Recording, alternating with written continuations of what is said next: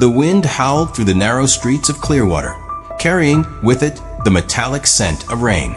The kind of night where the world feels on edge, as if the air itself is holding its breath. On the outskirts of town, a single light flickered inside an old, creaking diner that hadn't seen a real crowd in years. It was here, on a night just like this, 30 years ago, that 5 friends vanished without a trace. Back then, they were just kids in their early 20s, Mark, Daniel, Rebecca, Kyle, and Sarah, bound together by years of friendship, shared secrets, and that unshakable confidence of youth that makes you believe nothing bad could ever happen to you. But the night of the storm changed everything. People in Clearwater still talk about it, the way you talk about something you wish you could forget but never truly can. They call it the night the storm swallowed them whole. For 3 decades, there were no answers, no clues, no goodbyes, just silence. Until now, into cinematic true crime, whether it's haunting fiction or real-life disappearances, finally cracked. Subscribe now and tap the bell. Missing Shadows brings the darkest mysteries to light. Mark Thompson had been the one who came back. No one knew where he'd been, or how he had survived, or why it had taken him 30 years to return. When the local police found him walking barefoot along Route 16, soaked to the bone and shivering, he didn't say a word. His hair, once a dark chestnut, was now streaked with silver. His eyes distant, like they were fixed on something far beyond the horizon. They took him to Clearwater General Hospital, but even the doctors couldn't get much out of him. He mumbled fragments, names, dates, strange descriptions of places that didn't seem to exist. He kept asking for Rebecca, and then he would fall silent for hours. For the town, Mark's return wasn't just news. It was a wound ripped open again. Families who had buried empty coffins, who had forced themselves to accept the worst, were now asking questions no one could answer. Where had he been? What had happened to the others? And why now, after all these years, was he back? The night of the storm in 1994 was still etched into the town's memory. It had started as an ordinary summer afternoon, humid air clinging to the skin, the sky heavy with gray. By evening, the winds howled like something alive. The power went out just after 9, plunging Clearwater into darkness. 5 friends, Mark, Rebecca, Jason, Claire, and Daniel, had been out by the old pier, a place where teenagers gathered to drink cheap beer and share whispered secrets. When the rain came, most scattered for home, but not them. Witnesses later said they saw the group laughing, daring each other to run down the creaking wooden dock, waves crashing on both sides. Then came a blinding flash of lightning, and in the next moment they were gone. No footprints in the sand, no signs of a struggle, just the storm swallowing every trace. For weeks, search teams combed the shoreline and nearby woods. Helicopters scanned from above. Divers explored the dark water beneath the pier. But nothing, no bodies, no clothing, not even a shoe, was ever found. The town buried their memories under the weight of unanswered questions. Until now, Mark's return was not the miracle Clearwater expected. When he walked into the sheriff's office that morning, 30 years older, but still with the same dark eyes, people didn't rush to embrace him. They stared. He looked wrong. Pale skin stretched tight over sharp cheekbones. Hair streaked with white as though the storm had never stopped raging inside him. And when the sheriff asked where he had been all these years, Mark's voice trembled with something that wasn't fear. "I don't remember," he whispered. Reporters swarmed the building, desperate for a headline. "Survivor returns after 3 decades missing," they wrote. But when they asked him for details, Mark's answers were fragmented, like pieces of a dream slipping away the moment he woke. There was only one thing he repeated, again and again, as if clinging to a rope in the dark. "They're still out there." He wouldn't say where. He wouldn't say who they were. But late that night, when the deputy walked past the holding cell, he swore he heard Mark murmuring names under his breath. Rebecca, Jason, Claire, Daniel. Names that should have been buried long ago. Clearwater was a small town, the kind where rumors moved faster than the wind that whistled through the pine trees. By the next morning, everyone knew that Mark Latham had come back. But the whispers weren't about joy or reunion. They were about fear. At Murphy's Diner, folks leaned over their coffee mugs, speaking low so the waitress wouldn't overhear. "Saw him walking past my place last night," one man muttered. "Didn't look human. Eyes didn't blink."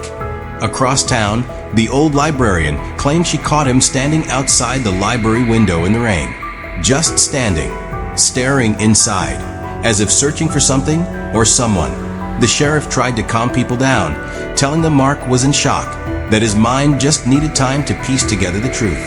But even he avoided locking eyes with the man. There was something in that gaze, something that made the air feel heavier. And then came the second strange thing. Mark began visiting places tied to the storm of '94, the boarded-up boathouse, the collapsed bridge, the trail that disappeared into the woods. He never stayed long, just stood there, touched the ground as if feeling for a heartbeat, and left. No one knew what he was looking for. But by the end of the week, people had stopped calling him a survivor. They started calling him a warning. The bus yard had been abandoned for years. Rust gnawed at the metal frames, weeds clawed their way up through cracked pavement, and the smell of oil and rain lingered in the air like an old memory. It was just past midnight when Mark slipped through the chain-link fence. The moonlight caught the torn fabric of his jacket as he moved, silent, deliberate. He walked past rows of gutted school buses, their windows shattered, their seats stripped away, until he stopped at one in the far corner. Its yellow paint had faded to a sickly shade of gray, but the number on its side was still visible. Number 47. His hand rested on the cold metal of the bus's side, fingers trembling. And then he whispered something under his breath, words no one else could hear. Inside, the bus was darker than the night outside. He stepped in slowly, the rotting floor groaning under his weight. Each step echoed in the hollow shell, until he reached the back.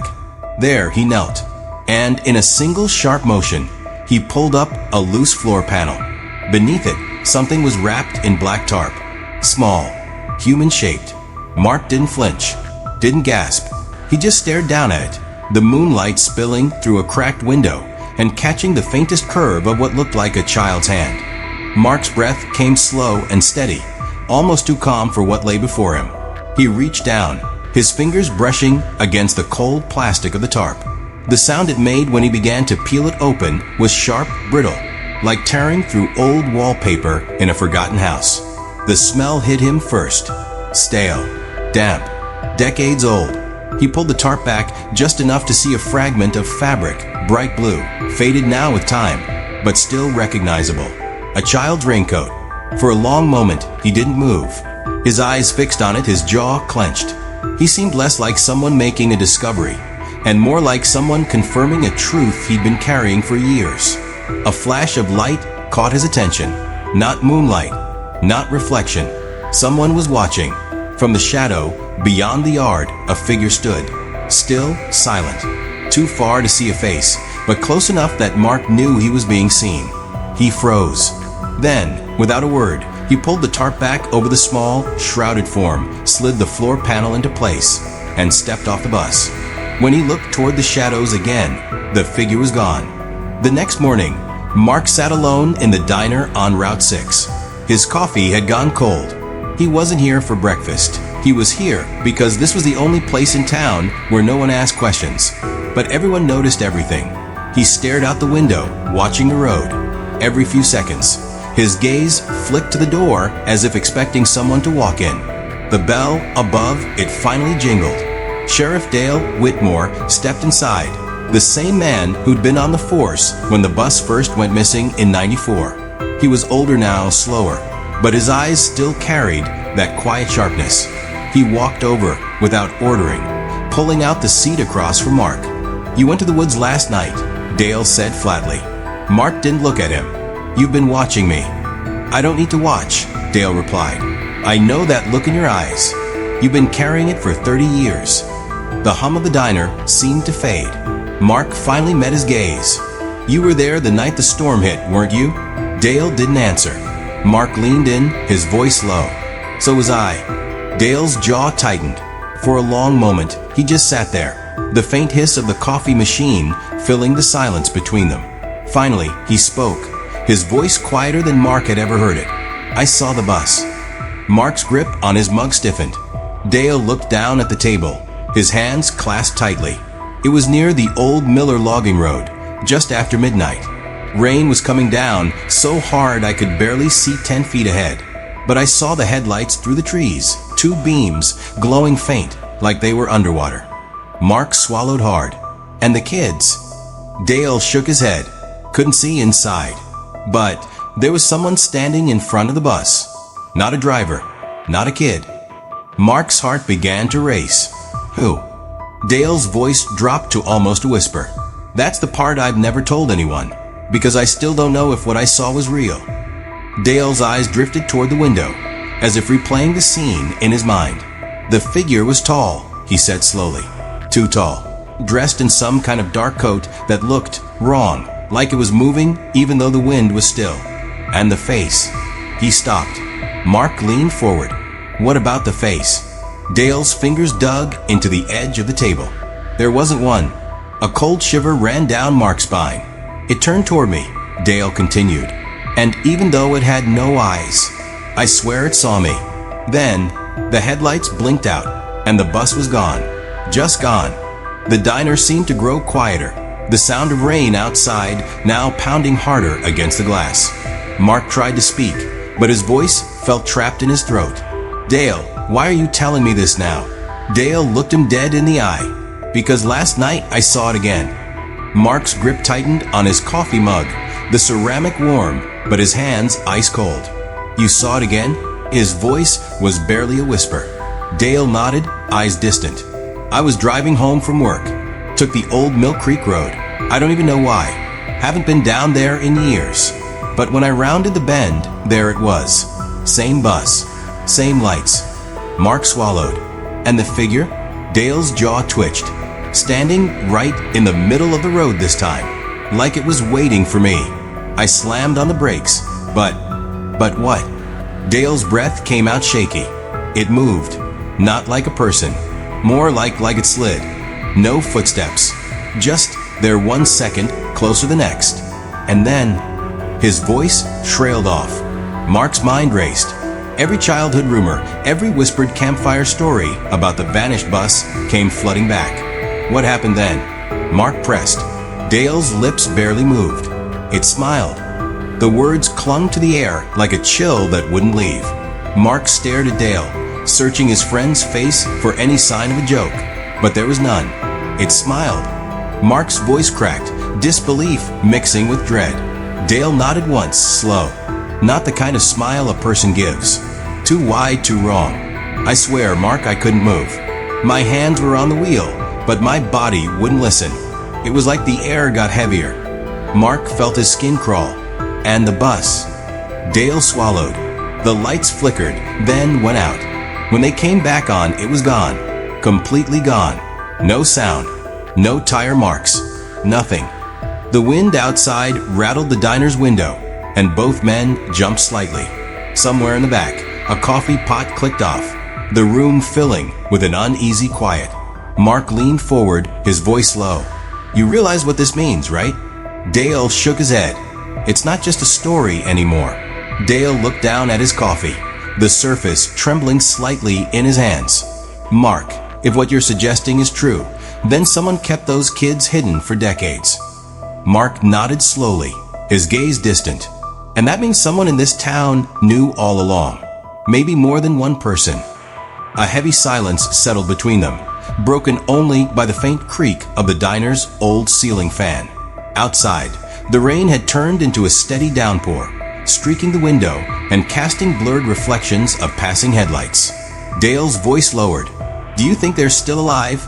Mark didn't answer immediately. He simply stared out the window, his jaw tightening. Finally, he whispered, after 30 years? If they are, then what's kept them from coming back? It wasn't a question either of them really wanted the answer to.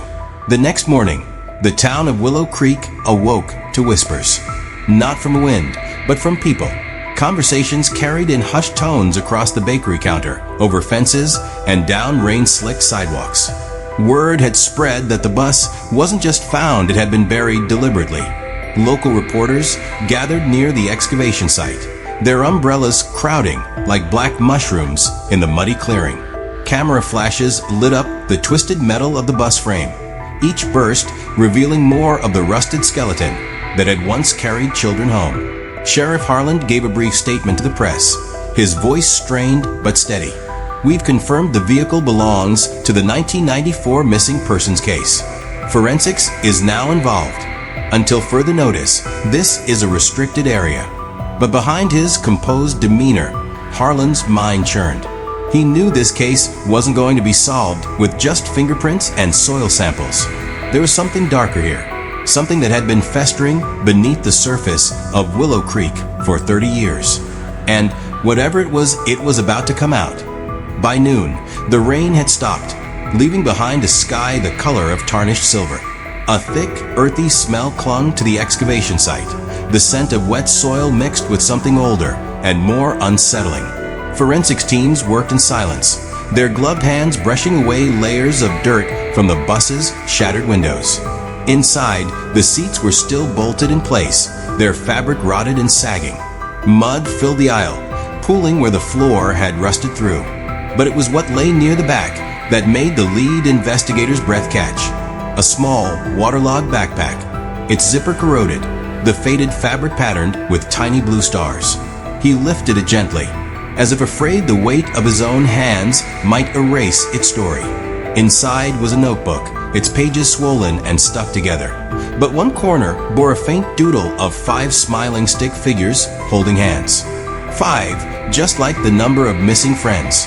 The air seemed to grow colder, and for the first time since the bus was uncovered, no one spoke. Claire sat quietly in the corner of the small cafe, clutching the yellowed notebook as if it were a lifeline. The doodles, simple and childlike, stirred a flood of memories she'd long buried.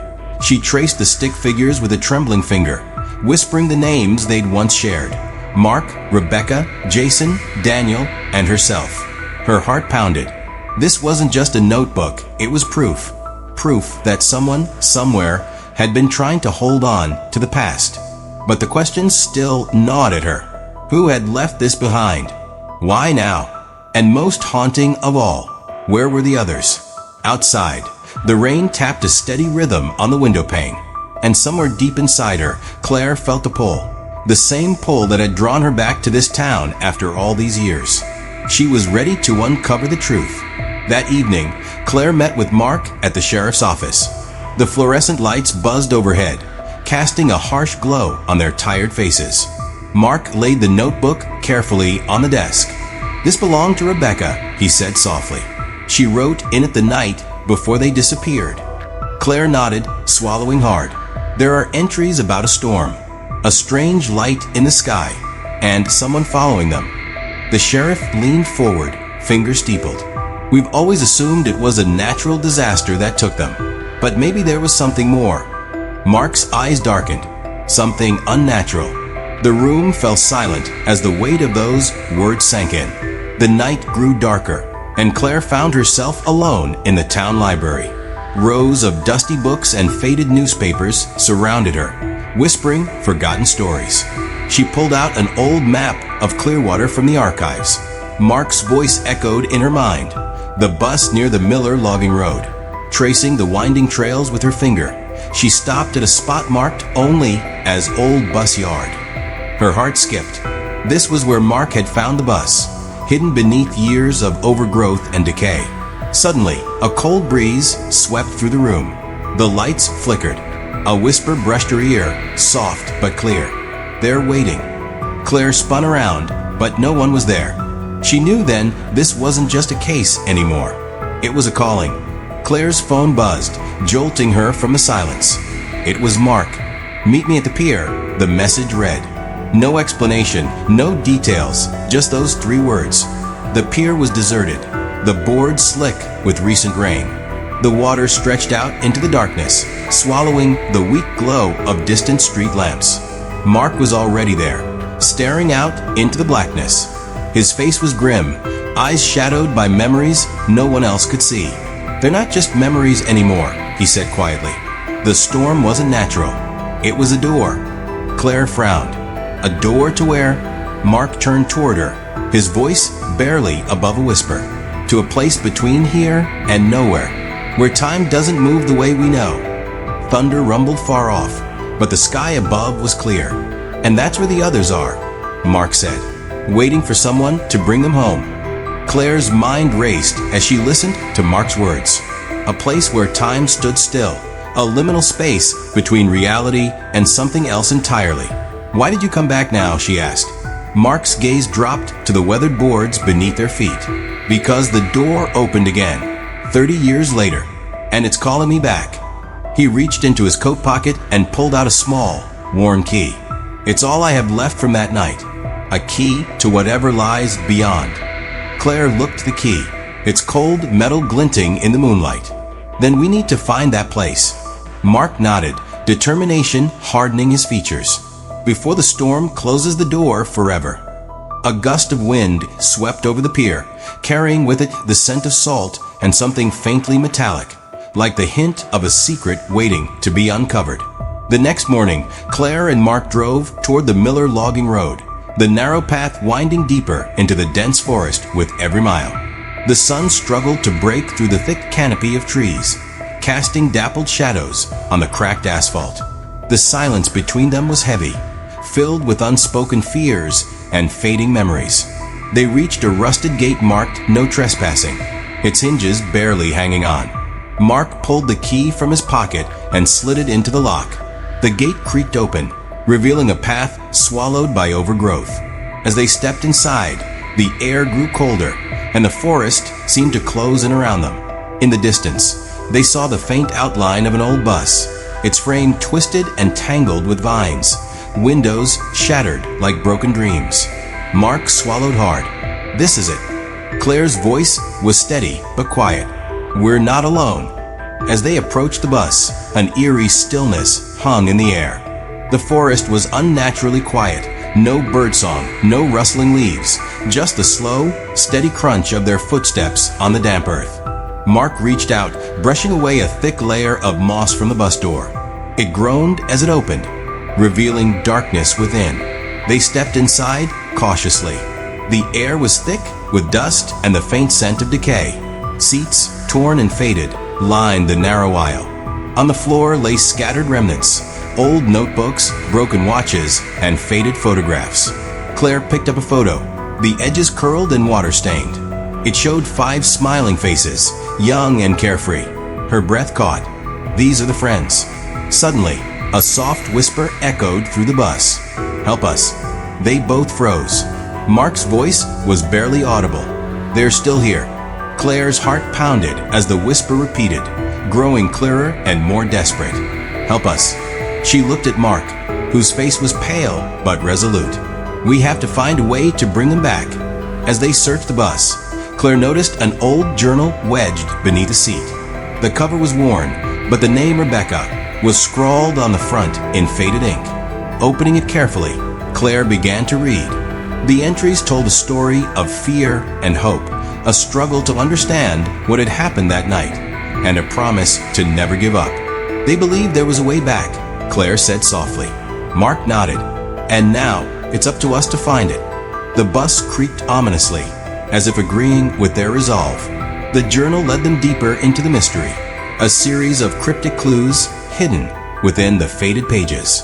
Rebecca's writing spoke of a secret ritual, a place where the veil between worlds was thin, and a choice had to be made, to stay lost in the storm or to return to the life they once knew. Claire and Mark followed the clues to a clearing surrounded by ancient oaks, their twisted branches reaching like desperate hands toward the sky. In the center lay a stone altar, covered in moss and carved with symbols that pulsed faintly under their touch. Mark hesitated, then placed the key on the altar. The air thickened, shimmering with an otherworldly light. A voice, soft and clear, filled the clearing. Only those who choose to face the truth may cross the threshold. Claire looked at Mark, their eyes meeting in silent agreement. They had come too far to turn back now. The forest seemed to hold its breath as Mark and Claire stepped closer to the altar. The symbols glowed brighter, casting long shadows that danced between the trees. Mark grasped the key tightly, feeling a pulse. like a heartbeat, emanating from the stone beneath his fingers. Suddenly, the world around them blurred. The storm's roar filled their ears, and the ground trembled beneath their feet. They found themselves standing in a place that was both familiar and alien, a twilight realm where time tangled and memories floated like ghosts. Figures appeared through the haze, 5 friends, young and alive, but trapped in a silence that screamed. Mark's voice cracked as he called out, "Rebecca, Sarah, Jason, Daniel." The figures turned, eyes wide with recognition and relief. Claire reached out her hand, feeling the weight of years lift in that moment. But the choice remained, stay here or return. The 5 friends stood before them, their forms shimmering with a ghostly light. Mark stepped forward, tears streaming down his face. "We can bring you home," he said softly, "but you have to choose." Rebecca's voice was barely a whisper, fragile yet determined. "We've waited so long, but we're scared. What if coming back means losing this place forever?" Sarah nodded, eyes filled with hope and fear. "This storm, it's a prison, but it's also our shelter." Mark looked at Claire, then back at the friends who had been lost for decades. "We can face the truth together." Slowly, one by one, they reached out and took Mark's hands. A warmth spread through the clearing, chasing away the shadows. The veil began to lift. Claire's hand slipped from a glass. Dalton's eyes widened, not in anger, not even sadness, but something deeper, acceptance. She turned toward the aisle, heart pounding. "I can't," she whispered, more to herself than anyone. "I can't forget him." The girl in white tilted her head, studying her. "Then you'll carry the ache for the rest of your days." Claire's throat tightened. Better than losing him twice. The bus lurched again, pulling away from the diner. Dalton didn't move. He stood frozen at the window, rain washing down the glass between them. The lights of the diner receded, swallowed by the storm. The other passengers went back to their stillness. The hum of the wheels filled the silence. Claire sank into her seat, staring at her hands, her wedding ring cold against her skin. The girl in white sat beside her now, though Claire didn't remember her moving. "You should know," the girl murmured, "he saw you." He remembered, but he stayed because he thought you'd be happier without him. Claire's breath caught. That's not his choice to make. The girl's smile was faint, almost sad. Sometimes love is letting go, even when it breaks you. Claire turned toward the window. The storm outside thinned, shadows giving way to a faint, distant glow. The bus was slowing. The driver's voice echoed again, rough and final. "End of the line." Claire's stomach nodded. Whatever waited beyond those doors was no longer just about Dalton. It was about what she had left to do out there. The bus hissed to a stop. The door creaked open. Cold air rushed in as the doors yawned open. Claire hesitated, the damp scent of earth and rain pulling her forward. She stepped down onto solid ground, only to find herself standing not in a town, not in any place she recognized, but on the edge of a vast, mist-covered field. The grass shimmered faintly under a strange light, neither daylight nor night. The horizon was hidden, swallowed by a pale fog that moved as if it breathed. Behind her, the bus idled, engine low and steady. Dalton was no longer at the window.